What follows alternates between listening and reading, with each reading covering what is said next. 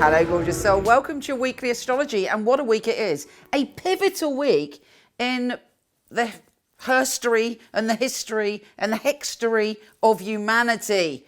This is a week of the US general election. And I've noticed that a lot of astrologers are not talking about it. They're like, let me just hide. I can't predict who's going to win. I'm not going to mention it. I cannot not mention it. Number one, I know it's causing all of us, wherever you're coming from, supreme anxiety, stress. You know, there's a lot of emotion. We've got all the feels going on this week, and it's an incredibly important time for the whole world, not just America, because whoever gets in is going to be a massive policy maker and change things that are going to impact us all. Anyway, what's really interesting is there's not that much going on this week, although one crucial and extraordinary thing is that we have Mercury going direct on the very day of the general election. Now, the last time this happened was in 2000 when Al Gore and Bush had the same thing, Mercury going direct on that day. And what happened? There was a very unclear count. It took ages to resolve. It ultimately went to the Supreme Court. Yes, the Supreme Court, which has recently had a judge change. And then it was resolved. But, you know, a lot of people carried through the bitterness of that election in their heart. Are we going to see the same thing? It's quite likely. I don't believe there's going to be a clear-cut decision on the day. And even if there is, we're looking at a lot of chaos. I would say until December. But I think by the time we get to the end of November, we'll see where we're going. The other thing that's starting to happen this week from the 7th is we're going to start to feel that Jupiter and Pluto conjunction, which kind of hits its peak on the 12th.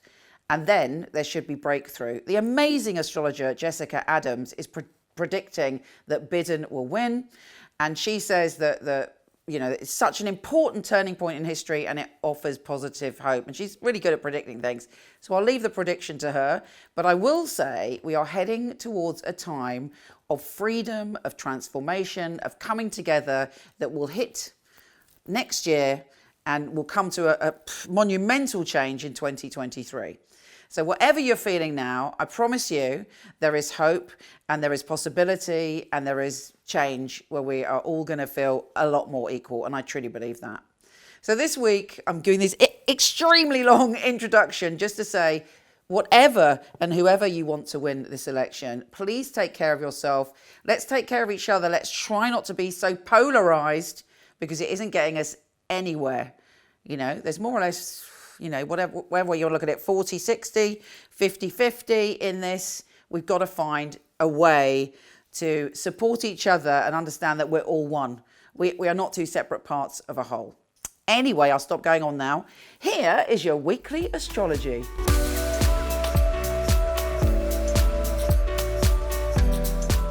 Hi, glorious Pisces. I love you. I love you. I love you. I'm sending you so much love because, well, just because I do love Pisces, but also because you have gone through a really difficult time with Mercury retrograde. It's been in your primal zone, which probably at certain points was not pleasant because you've been dealing with issues, really intense issues, maybe issues to do with addictions, maybe issues to do with obsessive relationships, codependence, old wounds, abuse in your past. All of that might have come up, or there may have been just conversations or situations that made you uncomfortable to do with life, death and rebirth. It's been full on and intense, but now it's about to, well, it's starting to go forward this week. It's still in retro shadow, but this is about you feeling powerful, you knowing which words to use, looking at situations, using the intense wisdom that's right in the bottom of your being, and just being able to be in your power with your words again. And nobody can harm you now because you can handle it. Your mind can handle it. The way you communicate handles it, and you're feeling more powerful. Thank the goddess for that. Yeah, there may be a little bit of with people this week. Of course, the energy with the election, as I was saying, you know, there's a lot of tension around. There's also this sense of upliftment for you. And the magnificent and intense Jupiter and Pluto conjunction on the 12th next week, we're starting to feel it from the 7th. And you're getting an idea of where you belong, what you want to put out in the world. You're inspired. also you can hopefully see that what you've generated in your mind, in your ideas this year is coming to a brand new opening. It's like you're opening a door to a brand new reality that is also based on collaborating, connecting with people. Maybe you've spent the year writing a book and you're putting it out there. Maybe you're redeveloping a website. Maybe whatever it is, it can be something small to do with your close-knit friends, or it could be something huge like your voice impacting the world.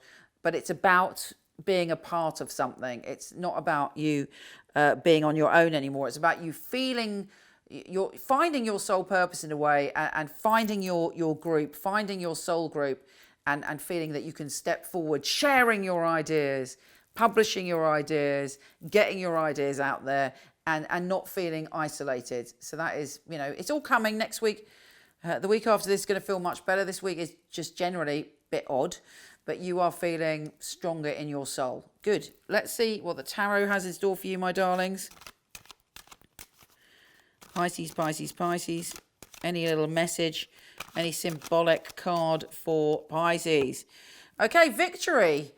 So, this is what you've got to hang on to this week. You might not feel victory straight away this week, but it is there. You're being recognized. There's recognition, and there's a sense of achievement coming your way. The Six of Wands. And the Ace of Swords. You have the sword of truth. You're able to communicate. You're able to cut through the bullshit. You're able to know how to create abundance in your life, whatever that looks like to you. But it's there's an offer, an opportunity coming to you. Initially, you might think, meh, do I want to do that? But it might hold more power than you think. You're examining your world, and it could lead to a big breakthrough, which I believe it will. And then you're coming up as the Queen of Cups, which is you totally in your power. Doesn't matter about your agenda. When you're the Queen of Cups, you're sitting on your throne, and you're like, yes, I know how to run the queendom of my life, and you make the right decisions coming from a position of power, but not a position of power over, a position of love, because you're a water sign. You're coming from your heart to make the right decisions, but also you're strong. Yeah, baby. Anyway, I'm sending you so much love, even more love than I did at the beginning.